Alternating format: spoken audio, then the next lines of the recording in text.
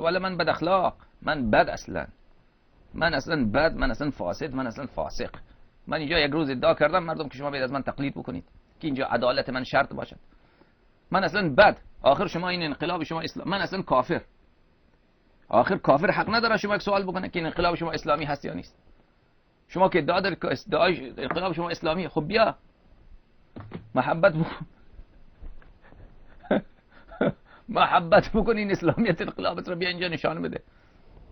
برای خاطر من نشان نده، به خاطر این شیعیانی که اینجا زنگ میزنن الله یاری التماس دعا میکنن که مثلا از یک فاسد اینا التماس دعا میکنن، شما بیا به خاطر اونها که اونها گمراه نشن، به خاطر اونها جواب بده.